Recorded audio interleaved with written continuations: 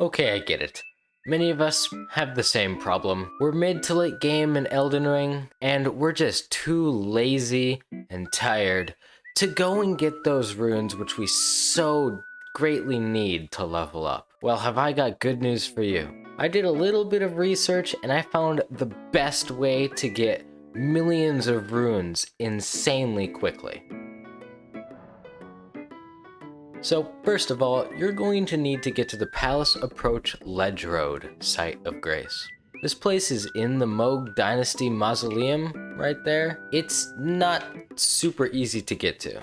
I don't want to actually have to show you how to get there, so I gave you the name of the place. Look it up. You can figure it out. You got this. You got this. You're smart. You can wiki. Once you're here, you're going to need one of two greatswords. The better one to get is the Sacred Relic Greatsword. But if you're poor, like I used to be, you're gonna have to go for the Star Scourge Greatsword. Now, I should point out the fact that even though the Sacred Relic Greatsword is very superior in this rune farming method, you're going to have beaten the end boss to get it. So that may be a little bit too far in the future for most players. However, the Star Scourge Greatsword is fairly easy to get. All you're going to have to do is beat Radahn and then go and claim his swords from the Finger Maidens at the Round Table Hold. What you really need these weapons for are their unique skills. The Sacred Relic Sword has a unique skill called Wave of Gold. And what Wave of Gold will do for you is when you come right here and you use it, basically, it'll just wipe all of these enemies out, which are the ones you'll be killing for their runes, because this is a pretty high level area and they drop a lot of runes.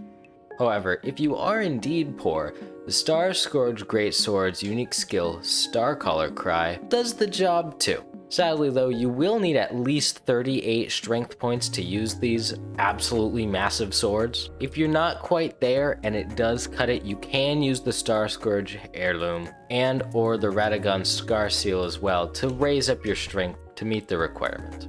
Now, to use the Starcaller Cry to farm these guys, you need to get kind of in the middle, use it like that twice, and then you can use it again. Basically, you're gonna want to use this as many times as you can. However, it does get a little bit dangerous. You can see it's a lot less effective than our Sacred Relic Sword. And some of these guys might get a little bit mad at you. Die, fool. You're gonna need 38 points in strength, like I said, but you're also gonna want a good amount of FP and probably stamina. The real issue with these is that when you use them, quite a lot of stamina is used up, as well as FP. Now, I have a lot of both, but if you don't, you're gonna need to keep a very close eye on those and probably pull back to drink a flask of cerulean tears if necessary. Now, before I send you on your way, now that you know how to use these amazing weapons to absolutely demolish these enemies, I've got a few tips for you. First off, I recommend using the Gold Scarab. The main push of this is obviously to get as many runes as possible, and the Gold Scarab will boost your rune acquisition by 20%. On top of that, I recommend consuming a Gold Pickled Fowlfoot or two. Gold Pickled Fowl's Feet boost rune acquisition by 30%. However, they do only last for 3 minutes. Combined, the Gold Pickled Fowlfoot and the Gold Scarab actually give you a total rune acquisition increase of 56%, or at least that's what it is according to the wiki. Don't ask me why or how. I have no clue whatsoever. Just in case you're not sure how to get them, the Gold Scarab is going to be found from defeating the boss in the Abandoned Cave dungeon in Caelid. Though they can be found around the map, the easiest way to get Gold Pickled Fowl's Feet is to go ahead and make them from 3 Roar Fruit, 1 4-toed Fowlfoot, and 1 Gold Firefly. You're going to need the Missionary Cookbook 2 to make these though. Another tip is that sometimes when you go ahead and use this, there might be one left because you didn't stand in quite the right spot. Don't worry though. You can easily go ahead and beat these guys into submission. Or if you're just fed up with them, you can go ahead and kindly let them know that they're welcome to drop into the abyss below.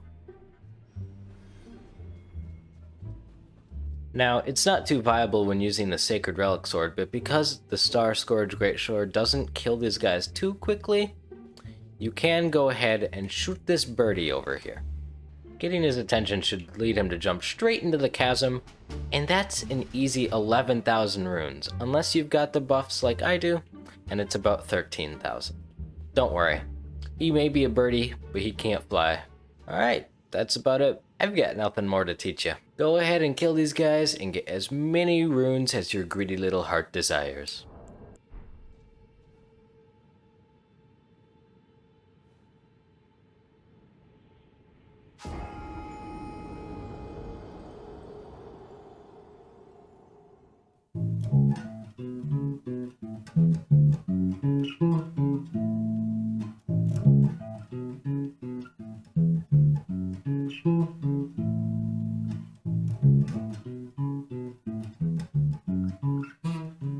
Dang it.